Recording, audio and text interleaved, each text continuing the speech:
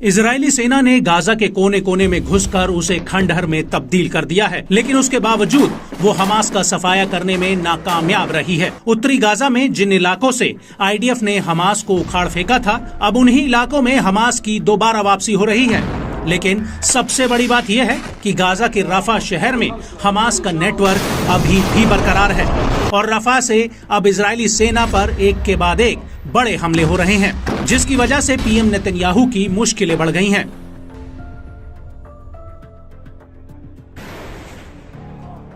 दरअसल रफा इजरायली सेना के लिए एक मौत का जाल बन गया है, जिसमें आईडीएफ बुरी तरह उलझती जा रही है।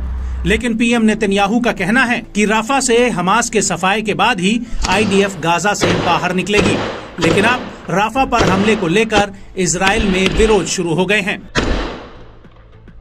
दरअसल गाजा में तैनात 900 से ज्यादा इजरायली सैनिकों के माता पिता ने इजरायली सेना को एक चिट्ठी लिखी है, जिसमें आईडीएफ से मांग की गई है कि वो राफा पर हमलों को रोक दें। सैनिकों के इन माता पिता ने राफा को उनके बच्चों के लिए एक मौत का जाल बताया है।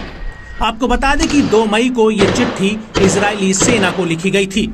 इस पत्र के जरिए सैनिकों के माता पिता ने इजरायली रक्षा मंत्री योव गैलेंट और आईडीएफ प्रमुख जनरल हार्जी हलेवी से राफा ऑपरेशन रोकने की मांग की गई थी।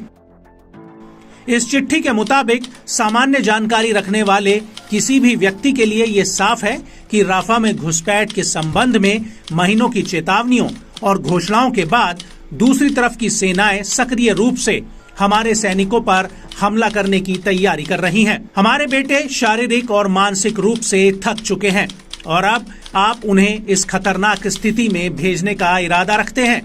ऐसा प्रतीत होता है कि ये लापरवाही से कम नहीं है।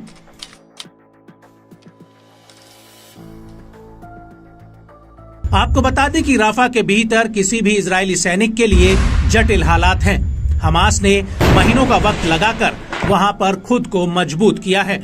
इसके साथ ही राफा के भीतर कई कठिन सुरंगें भी हैं, जो पूरे राफा भर में आपस में जुड़ी हुई हैं। और इसको लेकर गाजा में तैनात एक सैनिक की मां अनंत ने कहा कि राफा एक मौत का जाल है।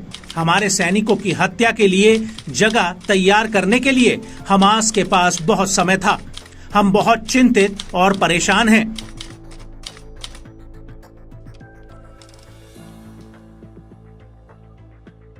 लेकिन इस सब के बीच बड़ी बात यह है कि इजरायली पीएम बेंजामिन नेतन्याहू का कहना है कि गाजा के भीतर हमास का आखिरी गढ़ रफा है, जहां पर हमास की कम से कम 4 बटालियन तैनात हैं और हमास के सफाए और बंधकों की रिहाई के लिए रफा पर हमला जरूरी है। आपको बता दें कि हमास की कैद में अभी भी इजराइल के 132 नागरिक हैं।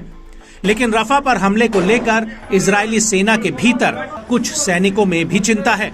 ऐसे में एक इजरायली सैनिक की मां ईदित का कहना है कि उसके बेटे ने उसे व्हाट्सएप पर मैसेज भेजकर कहा कि वो राफा के भीतर जाने से काफी खौफजदा है।